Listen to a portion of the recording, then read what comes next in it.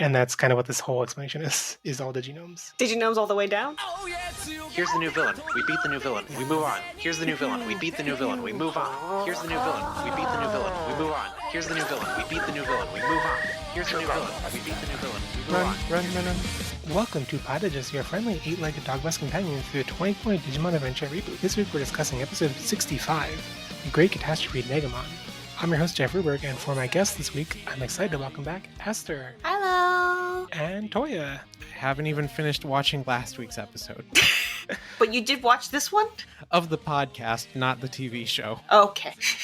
Well, what have you guys thought since you were last on Taichi's Test of Courage and the Seraphimon and Phanimon episode? Well, right after we recorded for the last episode I recorded for, they decided to announce that Valkyriemon was going to be voiced by Miyako's original voice actress from Zero 2. And because of that, I was completely distracted by that and could not focus on anything else about the episode, even though she doesn't sound like Miyako at all. So my opinion may be slightly distorted. You useless Miyako Oshi. I know, right? Well, I mean, honestly, at this point, it's very easy to understand what to expect and what not to expect. And I guess in the sense that, like, it continues to be difficult to predict, but at the same time, like, everything is kind of within line of, like, the way it executes things and what it's putting out right now and what it's building up to is very easy to kind of, it's like, yeah, I expected that they were going to do about this much. Except the episode count. Yeah, that's, like, the only thing I was a little, like, thrown off by. But, I mean, they still seem to be splitting everybody up, so I guess it was kind of interesting how Taichi's kind of trial didn't actually involve Agumon in it, despite it also being about his partner. So that was a little interesting. You know how when you're an undergrad and you've got like a paper that you're working on and you get to the last paragraph right as there's like 15 minutes left before the submission deadline, and so you like suddenly start pulling out all of these connections and summarizing your points and really bringing out a thread of thought that wasn't there in the original paper and makes sense in hindsight, but you never planned for it. That's what it feels like with this series, just getting everything together in the last 4 episodes or so. But the weird thing is it doesn't have much to bring together anyway. It's just kind of like cruising until it finishes, it kind of feels like. The real adventure was the crests we made along the way. Like, it doesn't feel like it's rushing anything. If anything, it's got all these episodes between these crest episodes, but at the same time, it's like, okay. I think I agreed with the story you were telling, Touya, up until the last part where you said everything did connect in the end, because it reminds me of, like, I don't know, like having written 95% of an essay and then you have to write a conclusion and you're just like, okay, I can't think of anything, but whatever, fine, just turn it in. It doesn't matter anymore. Basically. That's how I thought about the conclusion to Taichi's, like the how Taichi got his crest, at least. It's not in a rushed way, but it's like, okay. Yeah. Let's just drop all these crest names at the very last minute. And in like, like in describing the whole group, using all of them instead of individually, which is a choice. Not sure I get the reason for it, but because they're all the same character. Yeah. Oh yeah. Yeah. Well, I guess on that note, we should get into something more exciting. Wow, we even say it outright, man. Well, before we get into the main meat of this episode, talking about this week's adventure episode, there was a preview trailer for Ghost Game this week. 30 seconds. We'll have a link to it in the show notes. It's very cute. Yeah, it's very cute. Very cute. We're recording this 2 days after it's come out, and for me, one of the things that is concerning about it is that it has not been subtitled officially yet, which might be a sign of whether it's going to be subtitled on Crunchyroll or not. I don't know. Yeah, I don't think it really means anything, because I don't think all the early adventure reboot stuff was subtitled either. Like, especially because we haven't even gotten like a simulcast announcement whether it's game 2 or not. We did have the official English Toei Animation Twitter tweet about it in English, which doesn't always mean anything because they do sometimes tweet about things that don't get localized, but I want to take that as a good sign. Yeah, they tweeted about the show itself and like the key art, but not the trailer so far. Well, presumably because it's not subtitled. Yeah. At least it's not geolocked, which is great. Yeah, it's not geolocked. That is actually very important. Not Because yet. no, it's been 2 days. I think if they wanted to geolock it, they would have done it by now. But I mean, it's theoretically possible they could use the same pipeline for Precure, and which also went. Precure's simulcast started halfway into Healing Good, and then it just kind of went straight to Tropical Rouge. I've been trying to figure out what date it got picked up on Crunchyroll. I've like not actually sure. I thought I had the date a couple minutes ago, but it turns out I don't. But they did, do back to back, and I think I would like to think that if they have faith in being able to simulcast Precure, they would be able to have faith in simulcasting Digimon, because like Precure is like we thought that was a downright miracle, and I think I'm like still surprised they have simulcast Precure. yeah, I mean they started getting into like bringing like their tokusatsu like Kamen Rider over, which is incredible because that's like considered like an impossible dream. So like I would like to think if they're interested in bringing all of that abroad, they would be interested in bringing Digimon abroad, and especially because the logo is also in English. Yeah. This is the first Digimon anime series to ever have a logo that is primarily in English. I really hope it does not end up like the Appmon anime where it gets thrown on the platform like 2 years after it finishes airing. I think they were shopping around for a dubber for a while, and that just didn't pan out, so they finally gave up. Yeah, that's the I mean, we're all just speculating about like what could be going on with these licensing negotiations. And the thing that worries me is that like I don't think it's whether Toei has enough confidence to get it on Crunchyroll. It's whether Crunchyroll has enough confidence and whether Toei is asking too much for it. And I assume that with Hamon they were either asking a lot or wanted it to be dubbed first. And well, I don't that know. when Atmon first came out, Toya was not into like subtitled anime at all. Like almost, but that was like during that period of time where they just like didn't bother with a lot of that stuff. So like there were things like they were putting Try on there, but then like that's a different story because that's adults anime. That's not like the kids anime that they think the adults are not interested. I keep forgetting that Atmon was a whole 5 years ago. Feels like yesterday, but it was a while ago. Like back then they were not like interested in. They just like I don't think they thought there was an audience, here for their kids shows in Japanese. And it's only like very recently this has started to turn around. If you were 11 when you saw Appmon, you're 16 now. Time passes, and that's terrifying. But on the actual like trailer itself, I mean, I think everyone's been reacting to Gamamon being adorable, Clockmon being pretty scary. It was very Kitaro, Mhm. as a lot of people have pointed out. I think it's very understandable that they are going to try and invoke something that is also very reminiscent of a beloved kids franchise, especially one that they themselves have been animating. So, I think it's an interesting territory. I personally liked the kind of like the similar territory they covered in Cyber Sleuth. I'm quite a fan of Cyber Sleuth, so it'd be interesting to see it in the kids show context. Yeah, I think the concept of this weird phenomenon happening, it's vaguely spooky, and turns out to be Digimon, is great. I like the potential implication that they're not actual ghosts, but because for all intents and purposes they behave like ghosts, they treat it like ghost stories. Yeah, I thought the great like encapsulation and distillation of that was the key art poster itself, like the arms around the edges. The first time I saw that, I was like, "Oh man, they designed all these new spooky ghost arms." And then, like over time, everyone in the fan has been like looking at those with a close eye with a microscope, and they're all existing Digimon basically. Yep. And like once you see the connection, it's like, "Oh, that's obvious. Yeah, that's definitely Blank's hand and stuff." And so it's like that's I don't know a really cool way to take these elements that we all recognize and present them in a way that's new and different and spooky. I think that I'm hoping I'm not reading too much into it, that seems like the vibe the series is putting forward. It does kind of feel like in certain ways they are bringing back what they were trying to do with Atmon, except not as like borderline offensively against traditional Digimon. I mean, okay, not the bash on Atmon because I do overall really like Atmon, but like No, full disclosure, it's one of my favorite series. yeah.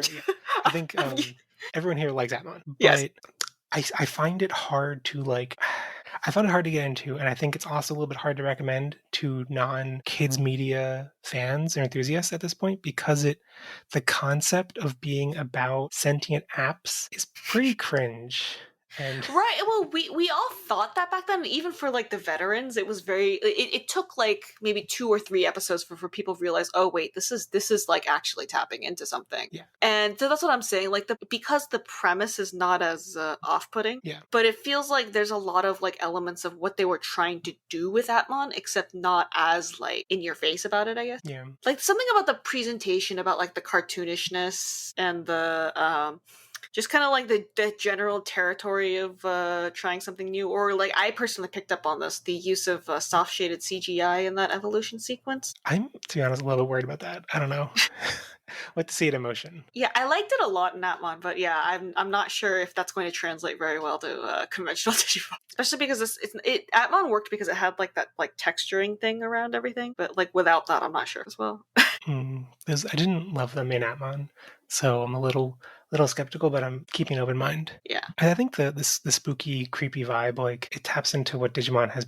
Like one of Digimon's core, I don't know about strengths, but core pieces of its identity has been the like mix of the creepy and the cute. Mhm. And so like it's cool to see something that like is totally embracing that. Like if you look at like the old classic design, then there's like all that like the especially the Watanabe art is like there's like little rips and tears and like a lot of the stuff. Like you look at the like Devimon's wings and stuff. It like has that kind of atmosphere. Yeah. The treatment of Digimon as ghosts. Okay, so I actually wrote like a grad school paper about digital ghosts a couple years ago, but so this is going back to the college analogy, I guess. Actually, it reminds me of something that 02 did.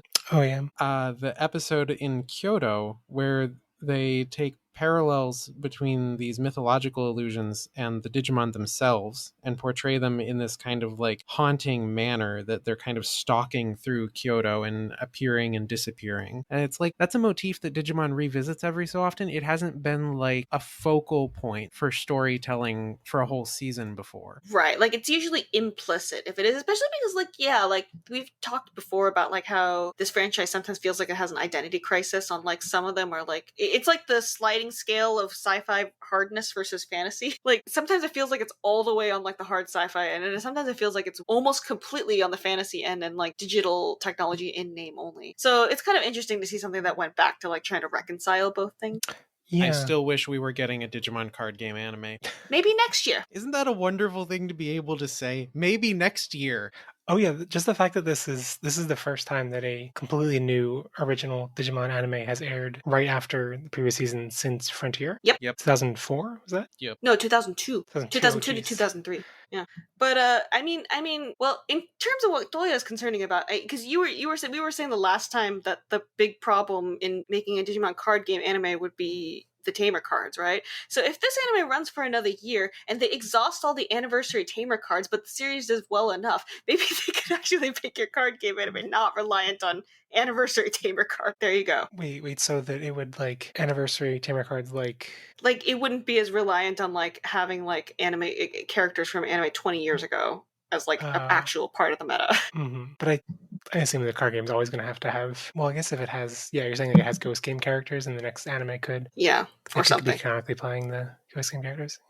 Pull of Tamers. I don't know. Yeah. Well, or we get to next year and they decide to have a set rotation. Could you imagine the chaos? After all this time, like $300 booster boxes for months on end, all these singles prices, and then they announce, by the way, we're having a standard rotation of every 2 years. I mean, at least for the English version of the game, like at least that would be like there'd be several extra months of warning. I guess I don't know. Yeah, but yeah, it is something we can actually say that now, right? Maybe next year. Yeah.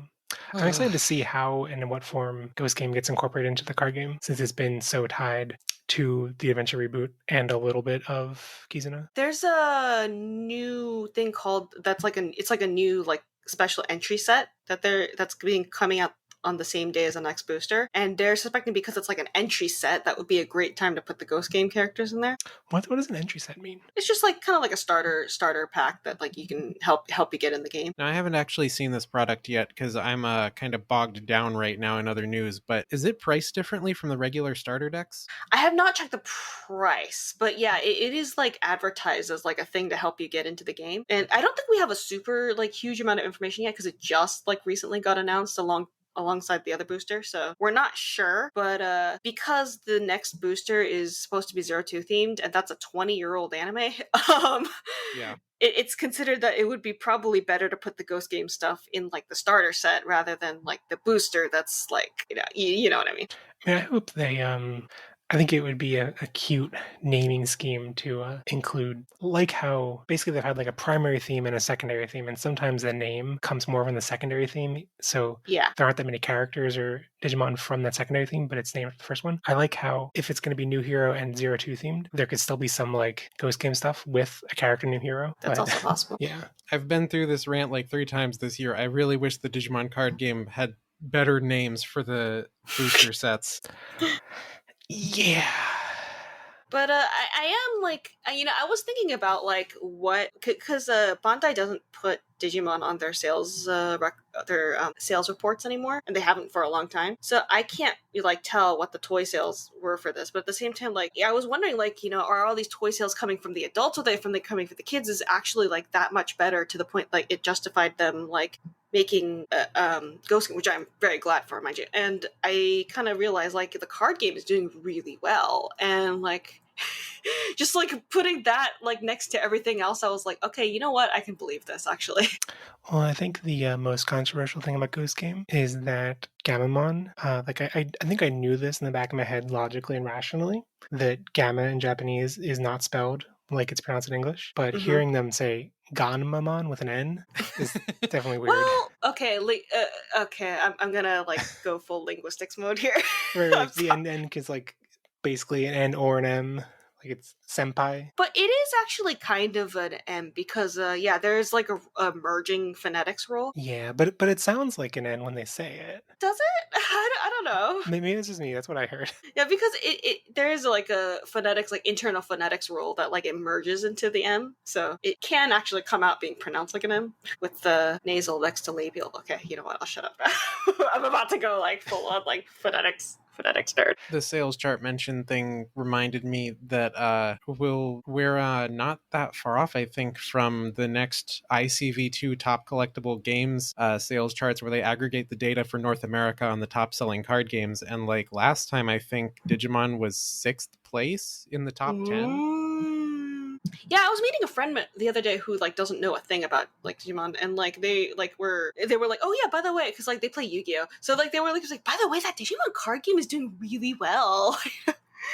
Yeah, number 1 is Magic the Gathering, number 2 Pokemon, number 3 Yu-Gi-Oh, number 4, they include D&D Icon of the Realms in the collectibles list, number 5 Flesh and Blood, and number 6 Digimon. See, I was like, oh, that number 6 sounds great, and then I looked at it and was like, I've never even heard of number 4 and number 5, so... 5 is brand new, and I think 4... that might be the Magic the Gathering D&D tie-in thing? I don't know. Yeah, I think like 4 is only there on a technicality. It's weird how this list puts it above stuff like Vanguard, Dragon Ball Super, and several others, but like on all the like big card game retail stores, it's like Digimon is always like way below Dragon Ball or Card Fight. That's because they're sorted usually by the order they were added onto the website. Well, at least on TCG Player, like there are some that like are in the top thing, and then other ones are under more. I remember I mentioned to you once, I was like, maybe I should play Vanguard just because it's in the top level thing. I don't have to go to more to get to it. I mean, you should play Vanguard, but that's not a good reason to play it. Don't think so. Most of the top level stuff is actually not very good. Okay. Toya just coming out swinging against Pokemon, Magic, and Yu-Gi-Oh! Look, even the people that love Pokemon agree the best format already happened. They just don't agree on which format it was. Oh, I heard Magic is about to like catapult itself into the bin very soon. Oh, it's I mean, people have been predicting the end of Magic the Gathering since Magic the Gathering came out. No, I mean like right now there is a problem. Yeah. It's definitely we are kind of throwing the core players under the bus in favor of all of these alleged large audience of kitchen table Magic casual players that you don't see anywhere, that exist numerically. They have to, but they're not what's keeping the hobby shop going. Yeah, but anyway, we did get a couple questions about Ghost Game, so I think we should address a couple of them. At Hinata Minoru said, Don't you think Kyoshiro's long name will be a running joke in which everyone will never get it right until a certain moment when they get it right, but things go south? Full disclosure, I am acquainted with the person who sent this question. She was the artist. She was the promotional artist for the 02 scene. She is referencing Kamen Rider Build. I do think it is possible they will at least make a joke about his very comically long name with 7 kanji. Yeah, I didn't get the specific trope this is Yeah. referencing, but I do think they're gonna, make fun of his long name. I assume that I'm wondering if like he's gonna say his name, and then people will think he's just being a chuny by like pretending to have a really long name. Or just everyone will get it wrong because it's too long. I find it weird. I mean, I made the mistake just now that it's basically just Koshiro, but Kiyoshiro instead. Kiyoshiro. The only thing in common in the actual kanji is the ro, though.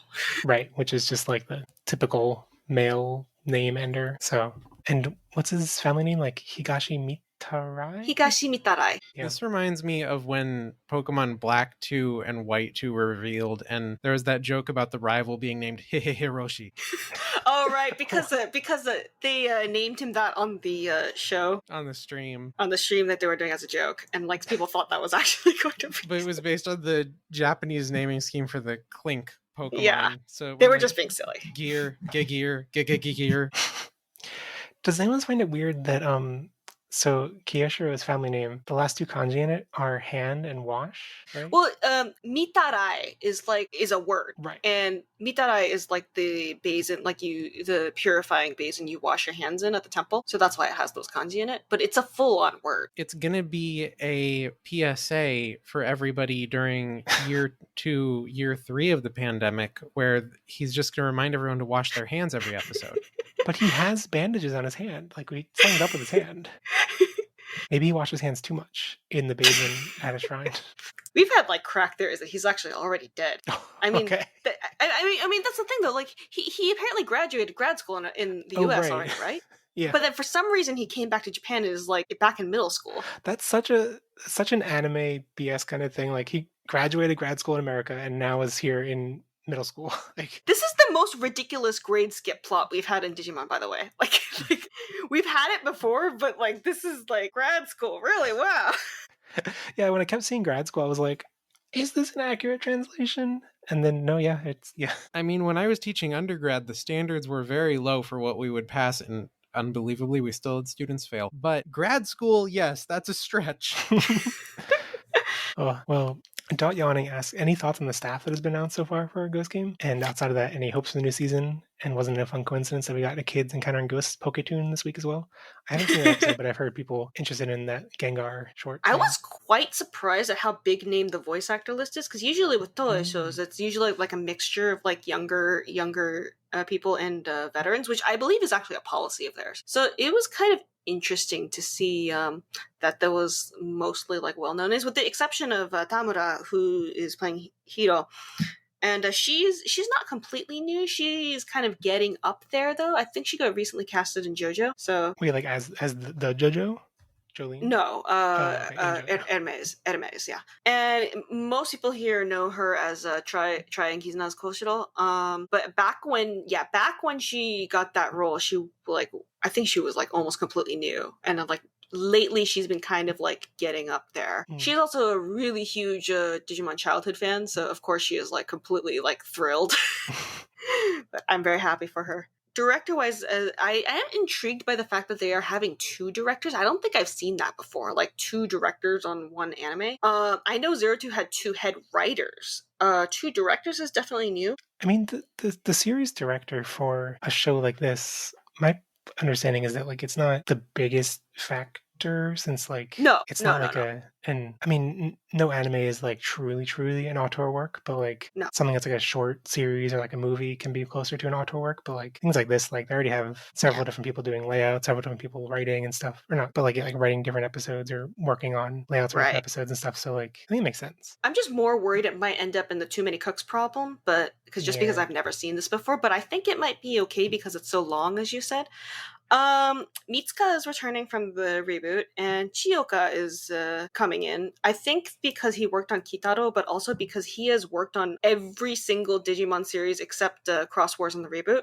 so he is extremely familiar with this franchise. I mean, he's everyone's favorite bandana guy in Adventure in Zero Two, so he's definitely familiar with what people like and what tradition, like the sentiments that are like common to this franchise. And then meanwhile, Mitsuka, I know like a lot of people who have been disappointed with the reboot have been saying like it's a bad thing if we like share all the stuff, but I think this reboot is kind of a special case because if we're talking about a completely like new original work, it's kind of a completely different story. And Mitsuka also directed Maho Girls Precure, which is personally is a series that I actually really like a lot. So it definitely did not have the problems this reboot has of like no character depth or like the plot going in weird directions. So like that's a conventional toy series, and that series was fine. So I don't think like his presence is like somehow ruining everything it touches just because he was on this reboot. I mean, this reboot has staff that I like from other shows too. So I think it's just like a circumstances of like this reboot's production and not like something you should really hold over him for. And like if there's like one thing that I could say like Maho Girls and this reboot have in common, it's like, yeah, the plot goes a little slowly, but that's like not the worst thing in the world. Yeah, I figure like I don't think it quite makes sense to heap all of the problems with this reboot on any one person. Like it seems like the things that we find frustrating about it are like the entire like construction or like the things that it's clearly aiming to do. It's not like it just had bad staff and was leading in the wrong direction. It's like, no, this was a purposeful choice. We don't agree with that choice. This seems to be going a completely different direction. And the people that are involved in the like planning cooperation or whatever that, like leading the ship, so to say, are exciting because it's the original creators of the V-Tamer manga. Right. I am curious who the producer is because they haven't revealed that yet. And yeah, I'm just out of like curiosity. Obviously, I don't think that's going to make or break everything, but like it is a big factor. And also, I am very surprised they got the Shadow of the Colossus composer on this. Oh. Executive producer Satoru Iwata. They're reaching him by Ouija board. Oh goodness. Yeah, I didn't recognize the composer's name. I didn't realize. Huh, interesting. So yeah, I think we are in relatively good hands. I'm not super sure what the influence the V-Tamer crew is going to have beyond like their just base premise of the story, but I am kind of curious what made them decide to get them on this because this story doesn't seem very V-Tamer-ish. No, not at all. Yeah, I mean, clearly it's been revealed, right, that Yabuno did the character designs, right? Yeah, the original, what the character design is based on, yeah. Right. So there's that, but yeah, I'm more interested in an interesting and fresh core concept of the series, Yeah. which I think is what Adventure 2020 was kind of lacking, or like the core concept for it was clearly to go in a more action-focused, less character-focused direction. Yeah. So yeah, this seems to be sending all of the right signals to activate my pleasure receptors. Is that a gross thing to say? Is that? It's not This gross, brings but joy it's a to your very... knowledge. Yes, it brings joy to my knowledge. I remember those days when we were like speculating, oh yeah, COVID is holding them back. They're not really able to accomplish what they're trying to do. There's going to be stock footage for everyone eventually. And no, they made exactly what they set out to do. It was barely interfered with, and we just don't like what they made. Like they even said in like one of the earliest interviews that like we want to make this action oriented and we wanted to make it like an exploring world adventure story, which is exactly what they made. Yeah, the signs were there. We just didn't believe it. Well, I mean, I believed it. I just think a lot of other people were holding out for things that weren't happening a lot longer than I was. Yeah. Snake Bandage is asking a question about something I didn't really notice before. What's your theory on Hero's ear scar? It's quite an unusual feature for protagonists, let alone Digimon. I didn't notice any kind of scar on his ear. Oh yeah, it was one of like the early like minor details. I think it was kind of funny when the initial key visual came out. We were all worried this anime was going to be a lot edgier than it seems to be now. Because it was like we saw the bandage on his hand and the scar on his ear and all that. But personally, I was interested in the part of the profile where it kind of sounds like he gets like dragged around by other people because like he can't say no to like whenever people ask him to do things. So he kind of ends up being like the yes man doing things for everything. So I wonder if he like hurt himself, like overexerting himself for like others. That detail of like always agreeing to help other people and stuff, that to me felt very taiki. It felt taiki, but when I kind of thought about it, like there's a slightly different nuance, which is that like like Taiki was like the kind of person who like basically like stuck his nose on everything, whether you Right. liked it or not. Like went out of his way to help everyone else, whereas this seems like Yeah. like you said, yes man, just agreeing to everything else, never turns down a Yeah. request. Yeah. And everyone kind of steps on him because of that. Well, not intentionally, but like they like kind of take advantage of him. The ear scar was acquired in the great ant infestation of 2020 when all of his ants moved into the house during COVID and pulled on his ear relentlessly. Well, this anime has 7G in it, so clearly he's a kid from the future, not 2020. Yeah. 7G, that's taking me back to Telefang with I think they say like this is 5 bars of reception. This is a next generation cell phone, a D shot. Well, final question from Austin LC23, and they say that the guy getting energy sucked out of them has them excited because it's horrifying. Do you think all the enemies will be given slightly more horrifying looks the way Clockmon seems to have? It's small, but it looks evil in a way, and I totally think so. Like I think that they're going to be, but like just slightly, like. I think it'll be interesting if like when they show up, they're going to have the horrifying version of the design, but then when you like purify or befriend them, like they go back to looking like the more conventional version. Yeah. That's an idea I had. Oh, like in Flint the Time Detective. I know that was a show that existed. That's the extent of my knowledge.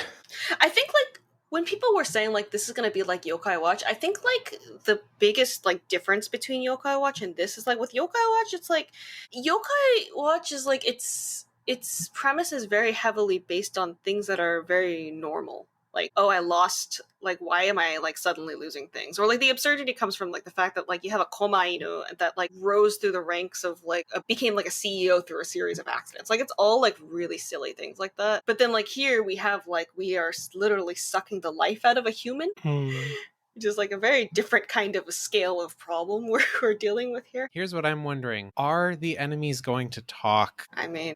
Please. I want to say I hope so, but I mean, if it was the COVID restrictions that led to that choice for 2020, I don't know. Could be the same. I mean, they're talking in Precure, so I don't think that's... yeah, good point. I don't think that necessarily has to do with... yeah. I mean, all I remember about the first episode of Atmon was that he's battling his own social media posts about peeing the bed.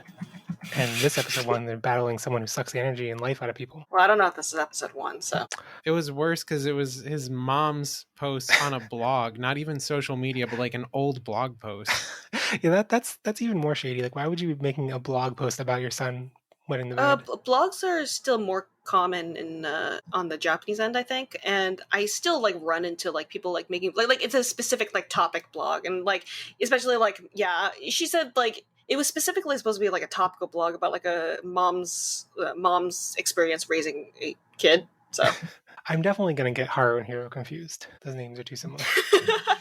Oh, it's even worse if you like read Japanese because like the kanji is usually read Sora. And like I've even seen people complain like every time I see it, like I keep trying to read it as Sora, but it's actually Hiro. Even Tamura like tweeted like it's you write it Sora, but you read it Hiro. I didn't realize because I thought when it was first announced, he didn't have a kanji. Yeah, when we first data mined the name, it was a katakana, but it turns out it has a kanji. That makes sense. So my theory that it would be a kanji that could be read as a ta is not true if it's just Sora. Unfortunately, it's just Maybe he's the Sora of this of the Sora archetype of the show. He's not actually the Gogglehead. What if there is a Ta character, but they don't appear until later and they start as a villain? So they're the mid-series joining person. Yeah. My crazy I don't know out there theory about Atmon was always that Eugene, his family name being Ozora, was like supposed to kind of vaguely be a reference to Taichi and Sora, but it's not even the same character as Taichi. Taichi's Tai. It's a different Ta. Yeah, it's a Ta from Daisuke, right? Yeah, Ozora, the O is Daisuke. Daisuke and Masaru have that. And yeah. So it didn't really make that much sense as a theory, but he also played soccer, and both of them played soccer. So I was like, maybe. Yeah. And then if you've seen Atmon, you know what happened. So anyway.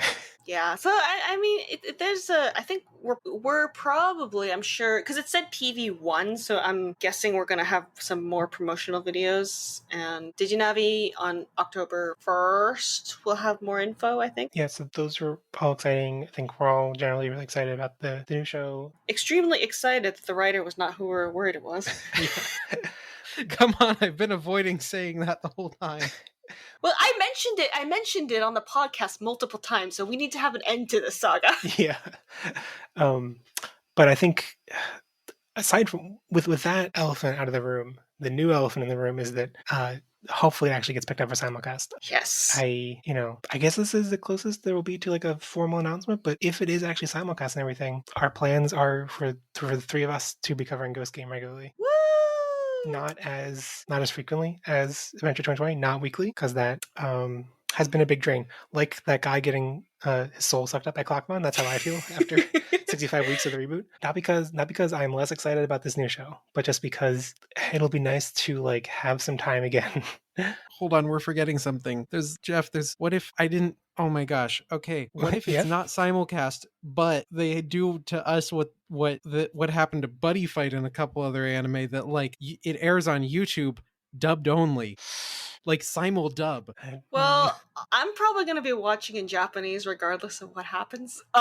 So I guess we can swap notes and see what's similar and different about it. Yeah, I think that would work if that's what happens. I doubt that's going to happen. I think the real fear is Netflix, actually. Yeah. Yeah. So okay. So we're excited to cover it, and probably about once a month or so, and just so we can like it's kind of been part of Pottage's DNA from the start that we find it more valuable to discuss things more overall bird's eye view than like in the minutia week to week. So I'm excited to do that again. But the big elephant in the room is that it might not be simulcast on Crunchyroll. It might be picked up by Netflix and then come out who knows when. That actually might be great for our format since they seem to be for JoJo's, the new JoJo series. They're going to be releasing it monthly. That would actually be perfect. If they do it for Digimon. I would love that. I wouldn't actually, because it'd be good to have like community discussion every week. But for in terms of logistics of podcasting, that would be perfect. But anyway, so hopefully it's picked up and released simulcast normally. But if it is not simulcast at all, or is only in some weird bad dub form or something, I don't know what's going to happen. If it's not simulcast in English, the three of us are probably going to be watching it in Japanese and without English subtitles. But I don't know. Kind of hard to like hold a podcast discussing it if most people can't watch it. Right. So I think for the podcast, we would then wait until it's available in some like official form. So that's kind of the plan. And if it seems like it's for sure not getting picked up for simulcast or anything, there are other things that we potentially might cover instead. It's more a matter of like, when do we know that it's officially not getting picked up? Yeah. So either way, you guys are going to have to deal with me for quite a while longer. So I'm sorry about that. Write in what series you would like Prodigious to talk about weekly in the comments. Unless it's Dan Balsenki, because I don't want those comments. Not. I'm joking. It's fine. Jeff, we are going to make you watch the Prime Minister get assassinated by a 1-inch tall robot. It's also not officially licensed subtitled, so we can't do that. The video game is. We can make him play the video game. Only the first one. I could force you guys to watch Gundam Build Fighters instead of Dan Balsenki. Force us, we would jump to. Yeah. Well, anyway, so that's kind of loosely what we're thinking about and what we're planning. It's an exciting time. Hopefully it's actually officially released, and that'd be great.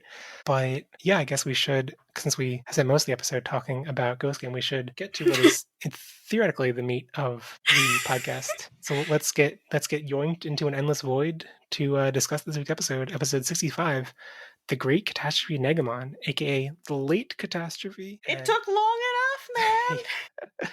And spoiler policy, like always, we'll be talking about everything included in the episode on Crunchyroll, which includes a title and preview for next week. And we might spoil anything in Adventure or 02, including the finale of both of them, because one of those series has a finale that's relatively similar to this one. Anyway, and we'll give you warning for other seasons. And we won't discuss the title or synopsis for the last episode. And anyway, this week on Digimon Adventure : 2020 Square Back at the Adventure of Taichi. I can't believe you actually read that every time. I'm getting slowly better at saying it each time. And not just sound like a bunch of gibberish. Just in time for it to be over. Yeah, exactly. Well, yeah, so the kids get a magic Zoom call with all the Digimon they met along the way. Just a bunch of magic screens that pop up for everyone, apparently. And then they get yoinked into a giant white void in the sky, and Algamon starts giving his elaborate final villain monologue. The rookies try to get up into the void and almost fail until Commandamon valiantly flies up and gives them one final push. And then there's like 10 minutes of evolutions and minimal animation as they defeat a giant Algamon hologram. Not even a real Digimon, I think. But I think that was the episode. What do you guys think? Okay, you know that moment where like they first made it into the white void place and there was like actual like the music was like getting really tense and stuff? Yeah. I actually felt actual fear during that time. Yeah, it was that really was scored really well. I have a thought about this, and how do I put this? Okay, so I love Negamon. And I love that everybody's reaction to seeing the design was, oh, that's just a baby eater. Yeah, it's a Sumamon eater. But this is really like it feels a bit like Kingdom Hearts pacing. Here's all the plot in the last 3 episodes. Yeah, they dumped on us like all the lore we were asking for, like all at once. The lore we were asking for in episode 2. Yeah, and this is so much lore, and I'm glad we finally got it. But it's also like, does it make sense for Algamon to be the one describing it? Not really, but it's as long as it comes from anyone, I guess that's fine. Where was your voice actor 64 episodes ago? I have to say, visually speaking, that White World was definitely a lot better done than the original adventures, but animation budget wise. But that's not a high bar. Yeah. But this is like the network space just corrupted into monochrome, right? Yeah, they're not like on the verge of being deleted from the universe. Like the idea of like this actually being like a battle of like chaos versus no, more like I don't know, destruction versus creation, and like an attempt to break the cycle one way or the other. Xemnas versus everybody else in the Kingdom Hearts universe. So the series is Kingdom Hearts, really. Yeah, it's got Yeah. light and darkness. Devimon is basically Ansem in this. Also, I mean, if anyone has seen the V-Jump leak, I mean, we know Negamon's going to turn into an airship soon, so... Oh, so that's what the unidentified airship that the name of the OP is. Oh, finally. Oh my god. Oh my. But yeah, like this lore dump, I really appreciated getting it. It did have plenty of overall it's an interesting reframing of like the order versus chaos concept and stuff. It did have plenty of I don't want to upset fans of these two properties too much, but like the lines of it's the same kind of like writing style that I attribute to X Evolution and Try, which is attempting to sound very not I don't want to say the word pretentious, but being very flowery without any actual relatable or understandable meaning behind the words. And I'm not saying, not accusing that of the entirety of those two things, but yeah. I mean, X Evolution isn't that incomprehensible if you just take it as a pro-life versus pro-choice allegory. Otherwise, oh, come on. Oh no. I mean, the movie has strong opinions about that. Okay. Okay. That's a little. Moving on from Toya's controversy corner over here.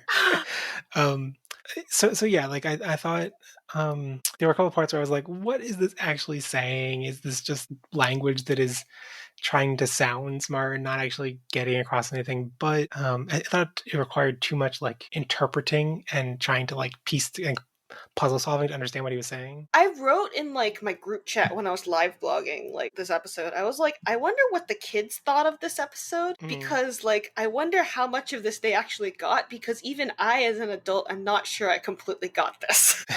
Well, see, he just says the same thing 47 different ways, and like presumably one of those is a vocab word for like a first grader, so they can follow along. Actually, wait, on that note, I want to this is like skipping ahead a little bit, but one of the 3 reviews I think was perfect, so I'm going to pull out that 3 review. It was from CRR McRae, and their 3 review was word, antonym, repeat. It's like, yeah. Yep, that was yeah. Exactly. I mean, I think that the essence of it was the instinct to survive versus the instinct to die, the whole Thanatos drive thing. Well, like the idea was that there's this been constant cycle of death and rebirth, death and rebirth, death and rebirth, death and rebirth, and they were just like, there's 2 opposing forces to break this cycle, which is one is that the humans are new possibilities, and then the other option is just to destroy everything. Yeah. Well, I also interpret it as like, it's just, I mean, I think the other big reveal is just how much I kept holding out hope for there being actual agents behind things that were happening in this world. And now they finally were just like, nope, this is just, everything that's happened is just the will of the digital world. It's just, which When he said that they found like willing followers that would support them and it flashed to the Vadimon, I was like, yeah, but those aren't characters. They don't have motives. They don't want things. They're just there to chant and bring Millenniumon back. I guess, times like this, you really appreciate when Adventure in Zero 2 actually had the people, like, behind all of this actually come out and explain why they did that. I miss Oikawa. Oikawa was on the villain side, but like even like on the good side, you had the one who wishes for stability and adventure, and then you had the Holy Beast in Zero 2. Very long info dump episodes, but like they were very like straightforward about what they did. Right. I kept thinking that like I kept being reminded of, I mean, they're not named this way in Adventure proper, but homeostasis or the one who wishes for stability, whatever. And like how much on paper this is very similar, just cutting out the actual like entity representation of the world wishing for stability, like the way that they got digivices and everything were just the manifestation of the digital world pulling them forward. I guess I don't know. Like it just feels like a cop out. Like we were saying, like Toya and I were joking about like like you write 95% of the essay and you're like, and I'm going to find a conclusion once I get to it, and it's like I didn't find one, but I still drew a line between the things. So I've connected them. Yeah, I've connected them.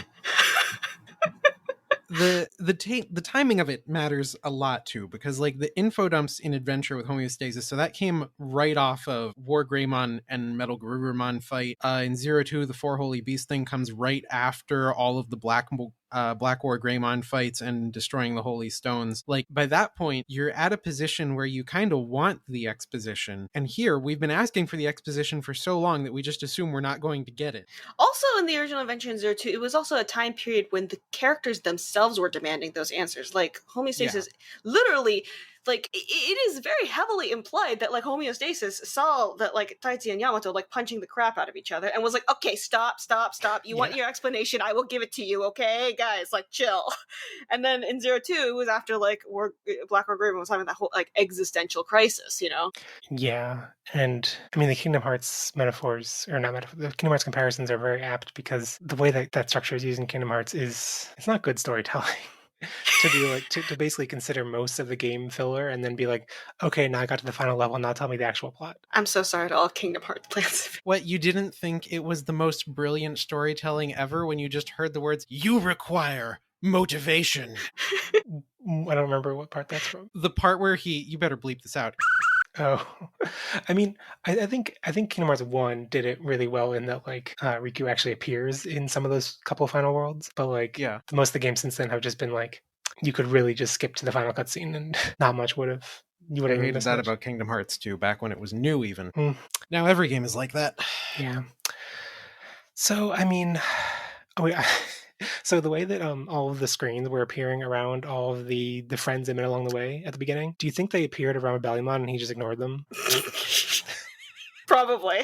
I imagine that's actually very funny. Nope, too old for this. Nope. And Cute Mom was like, no, let's talk to them. No, we're not talking to them if you're gonna keep moving. It just like neumed past the screen, just like left behind in midair. I mean, the screens are.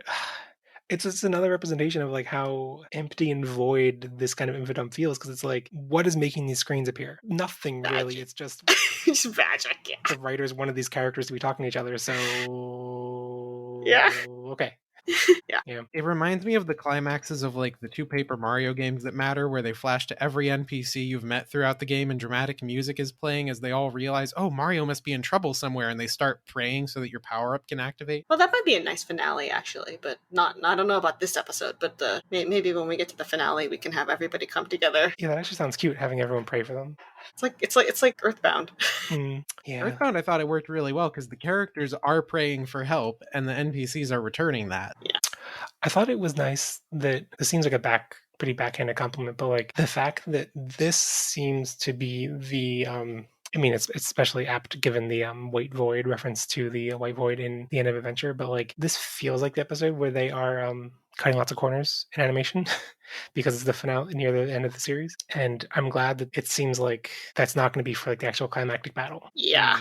because this battle didn't seem like it really mattered at all. So it's like, okay, like use the just like dragging the character models across the screen animation for this meaningless battle and do the real battle Well, next week. just remember, when the animation is good, that means you're not getting another season. So, well, that's only in the last episode. Yeah, we're not so at the last episode for yet. 67, I expect there will be no color. It will just be sketches and line art slowly moving across the screen. They might have animated mouth flaps. Unfortunately, what we know about upcoming episodes disproves this, but Precure actually started this tradition where the second to last episode is actually the climactic battle, and then like the last episode where they do like all the cute like baton passes and wrapping up things, but I don't think that's the case here. Well, overall, it was an episode. It was an episode. We learned a lot. Probably, maybe. Yeah. I think we did. Yeah. I feel simultaneously like satisfied by the reveals and also like I had a huge meal and also like I ate nothing. I don't know which one it was. I think it's a good episode in a bad season. There's my take. Oh, we didn't even... I mean, I think it was a great episode just for the Commandamon moment. Yeah, that was a good moment. Oh man, flying dog. I mean, I think because the quality of the episode was a little bit iffy, it actually played into it, made it work better because the way that Commandamon like sneaks into the garbage can catapult thing without, like, we see it, we don't really know what's going on. I thought it was an animation error. I was like, are they just replaying the cuts of them being shot up into the air again? And then it became clear what was going on. I was like, oh no, Commandamon, oh, such a good boy. The boy. Everybody loves a good dog. It's also the like while watching that, my boyfriend was like, that's not physically possible, that doesn't make sense. And I was like, nope, it worked in Final Fantasy VII Advent Children, it's going to work here, it's fine, don't question it. I mean, I will consider it this series' best contribution to this franchise is the good dog, honestly. Yeah. Good dog. It's a much better dog than the rabbit. The Lopmon? Yeah, I didn't like that rabbit. The Lopmon that apparently Tailmon did not recognize and was like, oh, it's great to finally meet you. And I'm like, don't you retain your memories? You didn't know this was Cherubimon? What? Huh? What? Huh? I was confused by that interaction. Yeah. But I guess it would be new information to Tailmon that Cherubimon existed as a reincarnated rookie form, I guess. Something like that? Yeah. It's kind of interesting actually seeing like Lotmon was like greeting like Telmon and Patamon earlier in that other episode. Like, oh, finally, the three holy Digimon finally met again. Do you think that there's going to be like a resolution to this whole my friend thing they have going on between Devimon and Patamon, that at like the end of this season, Devimon's not going to be a jerk or something? I kind of think maybe we got the full conclusion of that with the him giving them a warning last episode. That might be the end. But let's move into some 3 reviews. So first off, Translationmon said, Ken and Sam? ? I know what tweet that's referring to, and I have words about that. Okay, so this baffled me because, like, I think it's a stretch. I think it's a stretch. I do too. And I think it's I think we did get 1 or 2 other comments making the same connection. And normally I'd be inclined to think that like maybe they saw this tweet and so then they got the idea planted in their mind and they didn't have it originally. But this is like completely unconnected to all of this. I had the same thought when I watched the episode. I think it's just everybody is like hyper on the look for 02 references because there's this like ongoing theory that there's going to be a 02 reboot, and just everybody is just like desperate to make a connection to something vaguely 02 related. But like, guys, if they're going to make a 02 reference, I seriously think they're going to make it more obvious. Like, if they're trying to cash in on 02, they need to make sure we know it's 02, so they're not going to make something that's so, like, ambiguous. Like, they're going to make it very recognizable, you know? I mean, I find it funny because, like, I remember back in the early episodes when I was throwing around the idea of, oh, what if Sam showed up as a 9th Digidestined in this season? I mean, I think you're right that, like, I'm not looking out for, like, I don't want 02 references to, like, lead into a reboot or anything. And, like, what baffles me about this is that, like, I thought that was my first reaction seeing the episode. And then I paused and looked at it and I was like, why did I think that? Nothing about this actually. The hairstyles are not similar. The hair colors are not similar. The bodies are generic enough that it could be anyone. They don't even look like they have the right height difference to be the right ages. Nothing about the setting looks particularly like their apartment or anything. So I was like, I had that first thought. And then thought, there's no evidence to back this up. And now seeing lots of other people have the same first thought, and I'm like, what kind of like psychic brain worm is in all of our brains that is making us make this connection? Well, that's what I mean. Like, I don't think it's necessarily that we want a 02 reboot, but it's just because like pattern recognition, people are like looking for things they recognize because of the possibility that it got brought up. So now everybody's just like in that mode, I think. But like, what about it even? Like, I can't even figure out like what the shirt colors. Yeah, I guess it's the dark sky makes us think of like the dark ocean and Ken. And like the the pink shirt is not very common, so I guess that's also why. But yeah, it's Oh, it's a okay. stretch, I think. Pink shirt, purpley hair. It's not even purpley. It's like totally brown. Yeah, I'm colorblind and I can see that, Toya. Okay. So yeah. Yeah, that I will give Jeff. Jeff gets a pass. I mean, I only recently learned that Koshiro had orangish hair. It's red. Well, actually, it in the original it is a little. I never thought about it actually, but yeah. I always thought of him as a redhead. It's more red in the reboot actually. Oh. It has a couple more like orange tones in the original, because the original has like the saturation is like a lot. It's not as like bold colored as the reboot, so that's why. But yeah. Anyway, moving on. At CC Takato, Ghost Game now. Yay. At Joseph Snosif, Commandemon's Yeet Boost! At Andy Lucas OE, I heart Commandamon. Agreed. At PDX Anime, name your partner. At Dot Yawning, conflicted but hyped. And QB no Yoko said horrendous phenomenon. Actually, they put a screen cap of a screen from the episode where that was what the subtitle said. I don't remember what that phenomenon was referring to. I guess Negamon in general? I don't know. I think so. I don't remember the line. At Dak and Jackster, Algomon explains more. Well, he sure does. At Geo was here. Return to form? Bored individual. Never stopped digitalizing. I guess they kind of didn't. At Pablo Castro, laser shot evolutions. At Austin LC23, lame Evo sequences. The one evolution sequence I did appreciate, the like abbreviated form, was I don't think it was actually new animation, but just like, I guess like War Greymon and Metal Greymon jumping out of their form, like just that one bit, if it was a good condensation of their... Condensation does not sound like the right word there. I'm not talking about water condensation. Anyway, condensing of the evolution sequence. A good thermal expansion of the evolution sequence. Exactly, totally. At XD Protag said, hype as hell. At NNN Podcast, Searchmon giving birth. Oh no. You did this to me. He gave birth to 9 Digimon today.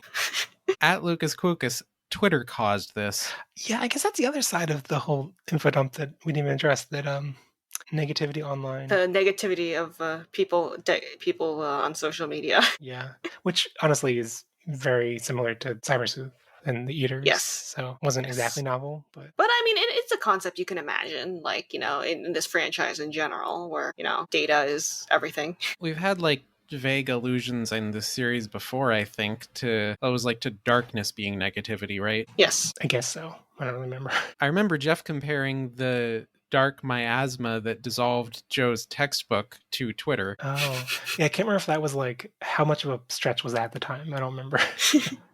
But yeah, I mean, obviously they're completely different writing styles and narrative styles, but definitely prefer the way that Cybersleuth, introduced that concept early on, and at the reveal of like it being negativity online might have been later on, but at least it felt more cohesively woven into everything. There wasn't, I don't think there was like one point they like dropped it on as a reveal, but you can generally tell, like, because it was so much about transhumanism, that like the influence of like negativity and online. Yeah. Well, I guess on a similar note to other Digimon references, at Giga Megadramon said, less impressive D-Reaper. I don't really even see the connection to begin with, honestly. Tamers was what we call hard sci-fi, so like not a lot of fantasy elements at all. I assume just like wanting to delete everything, kind of. Yeah. I guess. Yeah, I guess. At Mega Gigadramon, delete social media. I do like these names that they settled on, Giga Megadramon and Mega Gigadramon. You guys are cool. They're great names. And we did get a lot of questions, and we ran so long because of the Ghost Game talk, so you might unfortunately have to breeze through most of these. Okay, so PDX Anime mentioned a couple of things, but the things I wanted to bring up were that they mentioned that the two main things that bother me at this point are Lotmon honestly serves no purpose. I mean, maybe if Kirbyman/Trubimon showed up, it's okay, but Lotmon is just a lore bot, and Atler S Megas, they're referring to Blitzgreymon and Crestgreymon, are wasted and unneeded, and overall it'll feel like a disappointing season because they came into it thinking it'd be a celebration adventure in Digimon as a whole, but more like a commercial than anything else. I mean, personally, I was expecting a really, really, really terrible, half-hearted rehash of like everything in Adventure, but like done worse. So, Actually, this is better than what I was expecting. I'm sorry, it turned out the opposite for you. Like, as a celebration of adventure in Digimon as a whole, like, I feel like I have gotten strong, like, Digimon as a whole vibes from this because of... Yeah, really. Like, taking, like, showing things like Golemon Digimon World last episode, and, like, these, like, most obscure of references imaginable and pulling them in. So... See, the thing is, it's a celebration of Digimon as a whole if you care mainly about the actual creatures and not so much about, like, the actual, like, storylines or character development from the prior series. Yeah, exactly. Or even plot devices. Yeah, it's like specifically single-mindedly focused on the actual monsters, and some people really care about that. I know, like, for people who are mostly here for, like, especially human character development, like, people kind of like don't see that as like only tied to, like, selling toys, which it is, like, very heavily tied to. But I know people who are, like, feeling like this is the only series that has validated their love of these creatures. Yeah, I mean, I just feel like maybe it's because I am hooked on one of the things that the series is trying to sell, which is the card game. But like I mean, like, I enjoy playing an Ancient Gurumon deck, even though it is, according to one video I just watched, at the complete bottom of the tier list for the BT5 meta, because it involves a Straubimon. And I'm like, I like whenever I see this Straubimon card because it was in the anime, it was cute in the anime, and like, that synergy works well. So I don't know, that doesn't really refute the point, but I think Lotmon also, like, has a purpose. Oh, well, the thing is, Lotmon is a lore bot, but Lotmon is a functional lore bot in contrast to the other two angels we have who are still, like, working through things. So it's nice that we have one that's kind of a pillar. I feel like I kind of do agree with this complaint because I feel like Lotmon was just a temporary holdover until Tailmon was ready to talk, Mhm. and then once Tailmon was ready to talk, then there was no point for Lotmon, and then Lotmon just completely disappeared into the background and was never brought up again, except to be like, "Hi, I'm here," and that was it. Yeah, okay, fair. Yeah. And yeah, this episode being like them, I guess, interacting for the first time and not knowing each other was very strange to me. I don't know. And I guess the last part of PDX Anime's comment was, let's not forget the bracelet accessory they shoehorned into being a plot element. And I think I can see how this might rub people the wrong way if they're, already cynical about Digimon as a toy commercial series. But honestly, I forgot that even existed in the show, It's actually pretty subtle. Yeah. Digimon is surprisingly good at not coming off like in terms of, like, the plastic toys, not coming off as much of a toy commercial compared to, like, Kamen Rider, where they're really unsubtle about it. But that's also because Digimon is kind of bad at selling us the things. Yeah, it's that's the supposed to problem. sell us. The flip side is that there's actually been a lot of problems about how bad it is at selling toys compared to, like, Precure. So, I mean, yeah, things you got to do to keep a kids show going in the age of capitalism. Yeah, I mean, compared to Precure, the fact that they found a memory stick and that memory stick was like used immediately and then discarded, that's nothing compared to like it being a thing that's shown on screen every single episode and they do a fancy sequence for it. Precure's obviously plastic, giant white, like, plastic sword baton stuff all the time. They have all the time. Yeah. I love Precure, don't get me wrong, but yeah. Or like, we need to use this perfume bottle to put in this house thing to put this other thing, and then we do this thing to this thing, and then it transforms to this thing, and then it's like, okay. Yeah, that's Precure for you. Yeah. My favorite shows cannot air on American TV because they feature products that are one-to-one with a real-world product that is being sold. Which series is that? Every card game anime, they have to digitally edit the cards to put them on American TV, so right. that's why Vanguard will never air on an actual TV channel. I watch Kamen Rider, and these are real actors, like, complete off, like, the covers of Junon, and, like, there's a really serious thing happening, and, like, the rain is pouring and everything is dramatic, and then, like, they activate the belt and it starts making this noise like, are you ready? you get used to that when you're into, like, tokusatsu, but, like, this is the reality of kids shows made to sell toys. Yeah. Well, moving on, the next comment from Dak and Jackster I want to read because I thought it was really well put. And they said, from my reading of the Negamon allegory, it's essentially a broader, less nuanced version of the OG adventure themes.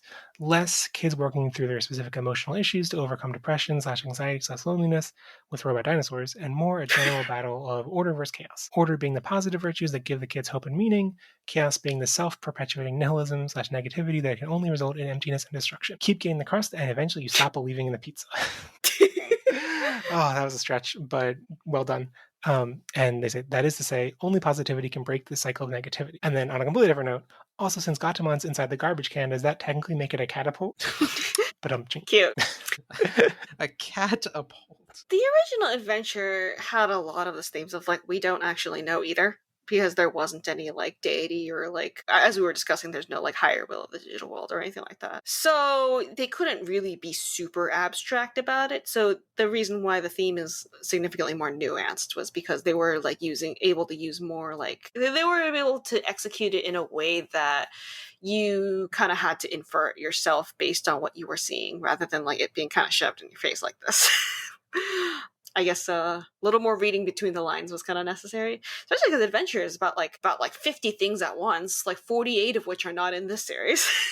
I mean, I feel like I think I'll extend it more to be like because at least Adventure had the episode with the lore dump and explaining like the more lore-based concepts, but the actual like focus on individuality, I think comes through pretty Yes. clear in Adventure, even if you're not watching very closely. But I think the thing that doesn't come through very clear is the purposeful difference, the purposeful priority difference between Adventure and Zero Two. I feel like a lot of Right. people, mainly dub fans, I assume, watch Zero Two and they're like, oh, this is just a worse version of Adventure, and they don't get that it's purposely trying to be a different. Like, it's not trying to express the same, like individuality theme as Adventure, and just failing at it. It's trying to do something completely different. Right, because Adventure was the one about individuality and understanding yourself. Zero Two is the one about understanding relationship to other human beings. So that was like a very big contrast they deliberately drew. But like, I feel like that difference maybe would have worked better for some people if there was an Algamon that appeared and said, "This is about your bonds together as a group."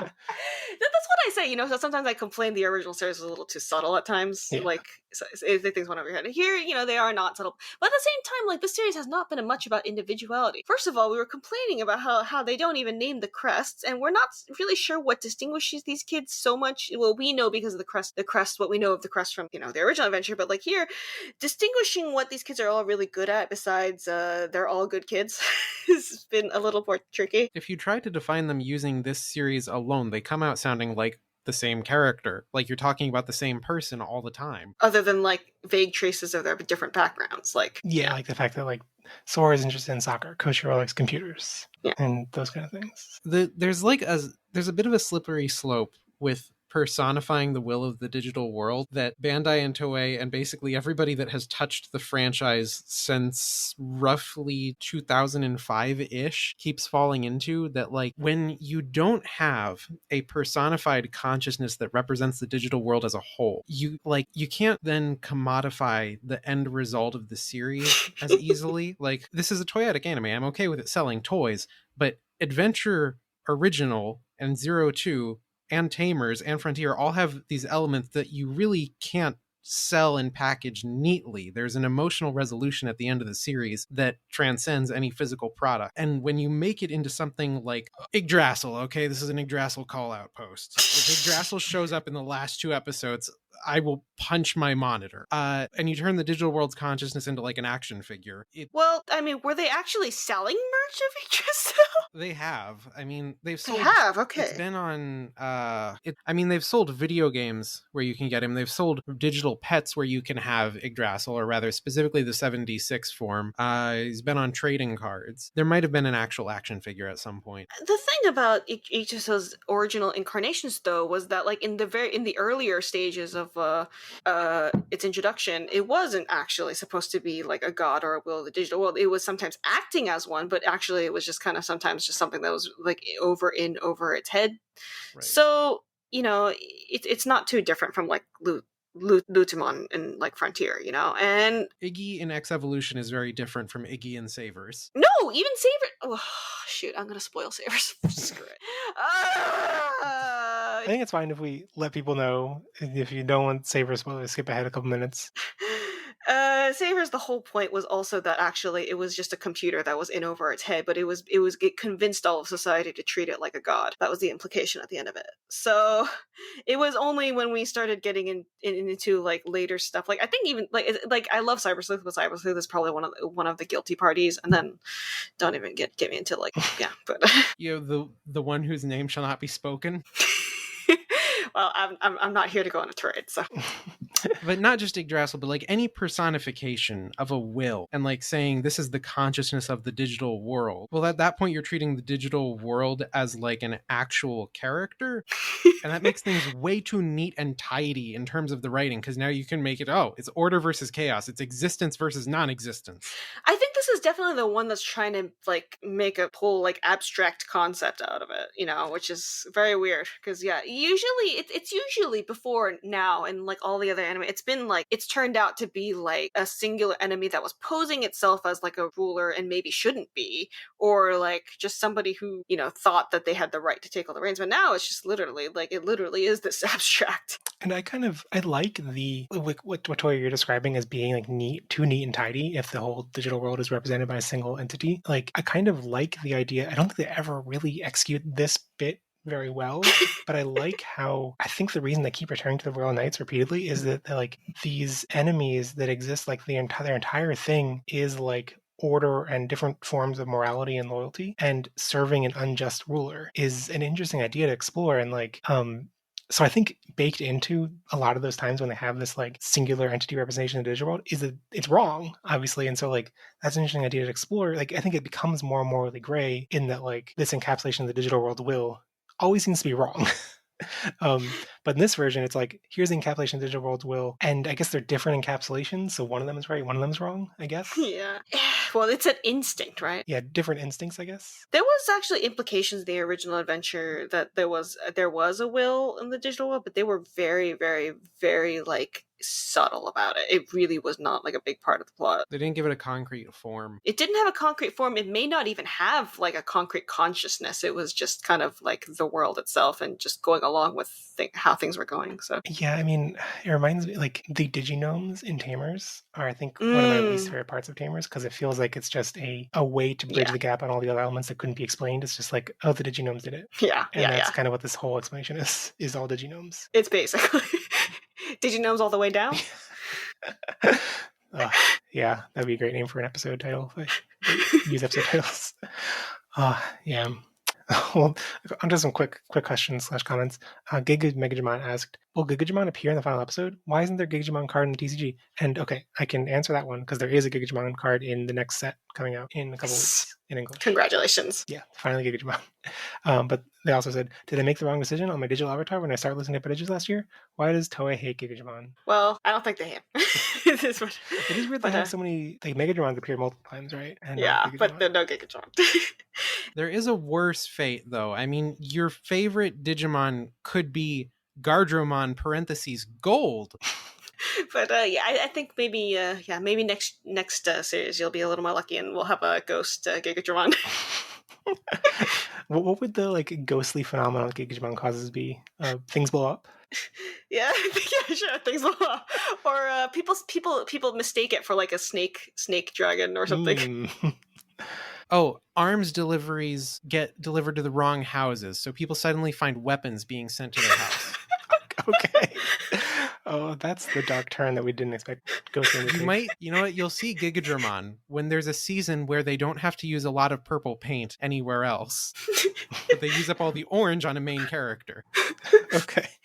Andy Lucas, we just wanted to, make sure we talk about the best set piece of the season with Commandamon giving the rookies and Gatomon the push they need to get through the portal, which I think we talked about, and I totally agree. I think it was great. Thank you, Commandamon, for your service for every episode you appeared, not just this one. It was the highlight of most of the episodes Commandamon appeared in. I'm curious what you guys think about this question from NNM Podcast. If someone would compile only the episodes that are most relevant to the story, which episodes had to be on the list to tell a more compact and more compelling season than what we've got, and how many of them would still only feature Taichi? So this is going to be the third time I mentioned Kino's Journey on this podcast.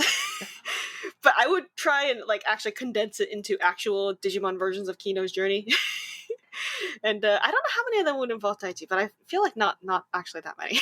But yeah, I still remember the Petal episode, so I might actually stick that in there at least. But yeah, it will be actually Kino's Journey, but Digimon. That will be my my best of this series.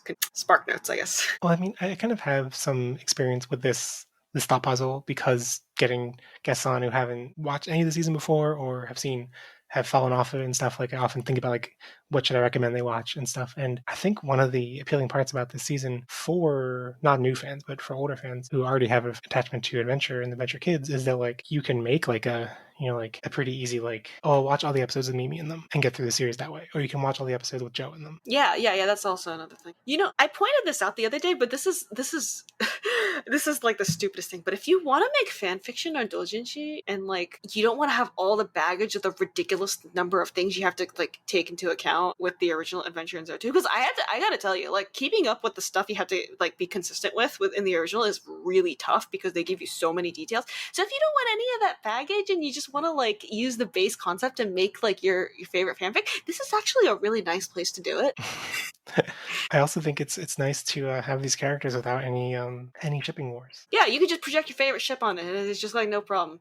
You don't have all the fandom baggage, the scarring from all the wars that came behind it. You don't have to worry about anything. Well, onto a more meta question at the podcast in general. Mega Gudramon asked, maybe jumping the gun, probably something you thought about already, but what's the plan for the season finale episode of Outages? With the arc, animation, character breakdowns, people sending their favorite clips, etc., etc. So yeah, I thought this was a good point to bring us up. And so at the moment, plans are a little still up in the air, but I think what's going to happen is that I'm going to end up covering the finale episode as a normal episode, like all the other episodes, and then later do a like series roundup episode. And that will be more like doing those kind of like, like polling the audience, asking what everyone's favorite, like favorite character, favorite, very favorite insert song, favorite opening, those kind of things. And then discussing the results, discussing the series as a whole, discussing all the characters and stuff. I initially wanted to do that as the final episode, but scheduling didn't work out with that. So I think that's going to be coming like weeks later as things. Well, I don't know when that's actually going to happen, but I'm worried that like if Ghost Game is streaming and stuff, and we move on to Ghost Game, I'll be like, I have to go back to Adventure. Wow, this is. Well, I think we can find other things to talk about besides just the finale, and we can like spice it up with other things. Community engagement. The finale will be every single co-host that has ever been on the podcast coming on and talking at the same time. Yeah, it's gonna be like that Zoom call in this episode. It's just gonna be everyone at once and shouting.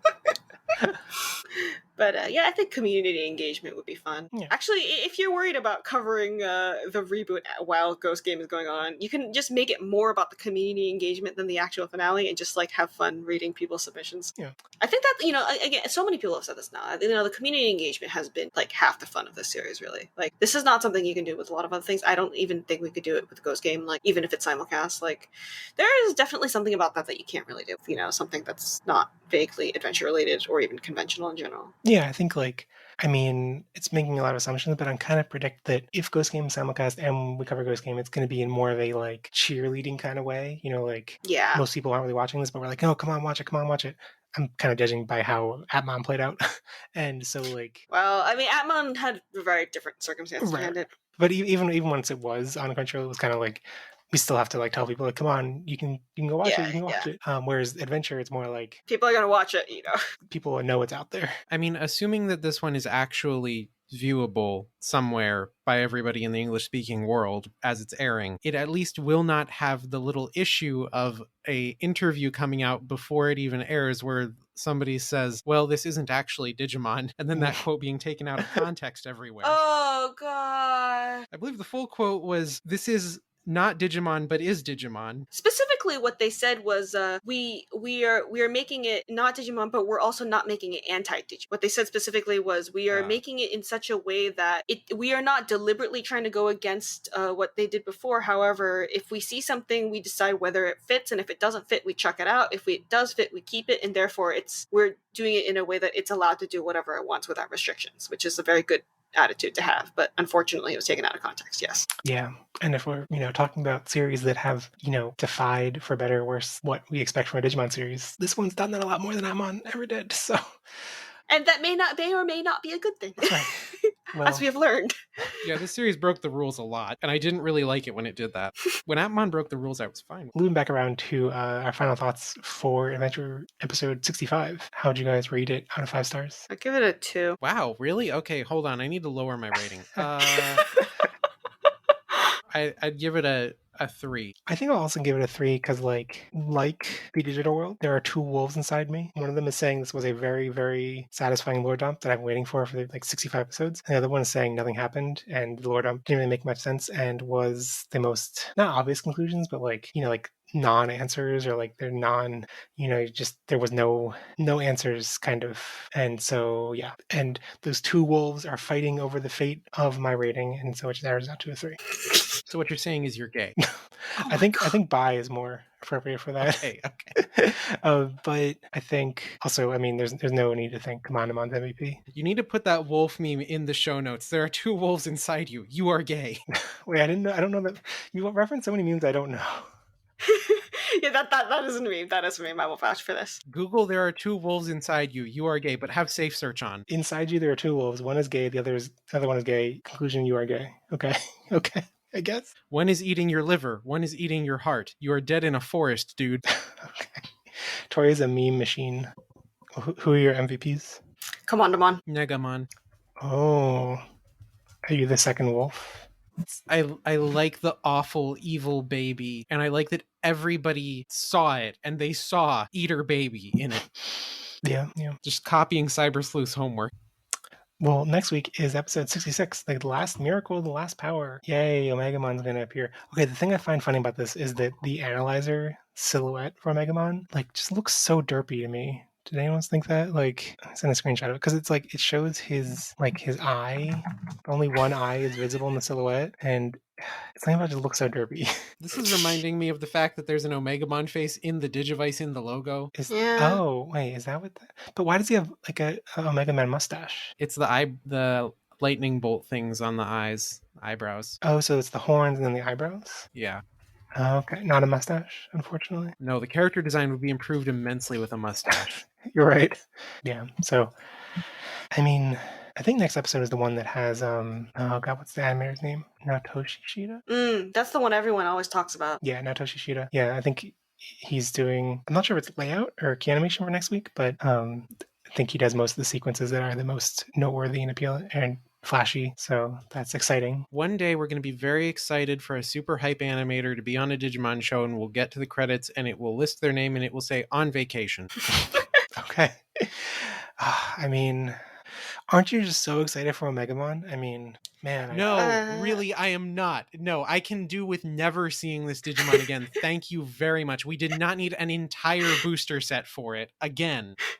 My friend is hoping it could at least be Alter S because they had Blitzgravon and Crestgravon earlier, but please. Yeah, I don't know. I have doubts. I am confused about like how Alter S would even fit into this at this point. Yeah, I don't even know. Like I'm thinking maybe he gets like attacked and de-digivolves and they each slam into 2 different things that transforms them into their other Omegas and they do Alter S for like a second and then go back to Omegamon. I don't know. It would be really cool to like see them branch into their other evolutions and then fuse and a different one comes out, but I don't get my hopes up for anything anymore. I mean, yeah, I just I'm really curious to go back and like listen to episode 1 of Pottage's or like episode 1, the first couple episodes where like the idea of Omegamon being there was novel because we assumed, or at least I assumed most, I guess the time, I think Toya included, that like if Omegamon's appearing this early, that means that like they're definitely going to surpass Omegamon. Right. Yep, I was in that camp. I was in that camp. And they still might, but like I'm worried it's going to be in like the last 5 minutes, you know? It'll be in the last couple seconds of episode 67. They're never getting back to the real world, by the way. The series will end in the digital world. I'll place money on this. And it will be like Dukemon Crimson mode tier animation, cardboard cutout floating across the screen. I don't even know, man. Maybe Omegamon at the final episode, the final moment, dies and is reborn into Gamamon, and then Ghost Game starts. That's a heck of a time skip. Yeah. Well, I mean, bummed about Omegamon, but who knows? It might be good. It's good to go into an episode with 0 expectations. Yeah, that's fair. Yeah. Hey, that'll be me in Vanguard in a month. Okay. You shouldn't overdress your expectations. Oh, well. Ha, ha, ha. All we have now is Clamp. I was about to say you better clamp down your expectations. Okay. Okay. So yeah, I guess that brings us to the end of the show. This episode of Patages was brought to you by Twitter.com. Have you been languishing in your narrative, unable to decide who the central villain should be, or what kind of motives they should have? Well, we have the solution for you. Just say someone looked at Twitter.com for too long, decided humanity was a mistake, and there you go, a final villain motivation ready to go in 2 minutes or less. Last week's Digiprompt was, in honor of Holy Angemon's Priest Mode cameo, what cameo do you wish would appear inside another Digimon's evolution sequence? And I really like Dak and Jaxter's comment, which was, it would have been cool to see Dark Knightmon reference in an Ophanimon sequence, with the armor becoming purified as it attaches to Angelomon, like she's conquering the darkness within. I think that would have been really cool, and also like it would have actually required watching the show to understand the sequence, which maybe would have been a detriment to people like, because I feel like one of the best exports of this show has been this ability to like watch the sequences out of context on Twitter or on YouTube. Imagine somebody just stumbling onto that Evo sequence on YouTube. Yeah. It would be a good ad for the series if it actually made them want to watch the series. Anyway, This week's Digiprompt is in honor of Commandemon single-handedly saving the digital world. What is your favorite underrated character that you consider responsible for saving the entire world in their season? You can send any feedback to podages@gmail.com, to podages on Twitter, or in the episode comments on podages.com. Check out the show notes to find a link to join our Discord server, and share the podcast with your friends who will follow you and valiantly shoot themselves out of a cannon just to give you a little emotional boost when you need it. If this is your first episode, you can also find us on YouTube, Spotify, or wherever else you find podcasts. So, Aster and Touya, thank you both so much for coming on the show again. Thank you for having us again. Always a pleasure. And thankfully, no, elephants in the room to talk about this time. It's very good. None except for Mammon. I don't know. Well, if people want to start with you, Aster. If people want to find you online, where can they check you out? I'm AtlasGL on Twitter, and also I have joined the Prodigious Discord, so you should join it too if you like this podcast. Sometimes I will talk about my appearances on here. Yeah, it's been great. She chimes in with extra context and stuff, so it's lots of fun. And Touya, where can people find you? Heck, I guess I'm going to be on the Prodigious Discord too. All right. You can find me on Twitter at Touya, on Twitch at Decode Touya, and on YouTube at Maniacs Channel, where I will be talking about Digimon again sometime after this next Yu-Gi-Oh episode comes out. This might get split into multiple episodes. I don't know. Yu-Gi-Oh's like that. Well, I guess I should say my own thing. I'm definitely Jeff on Twitter. I'm boring. But thank you everyone for listening, and I'll be back next week to talk about episode 66, The Last Miracle, The Last Power. Bye! Bye! And remember, never stop Digimon.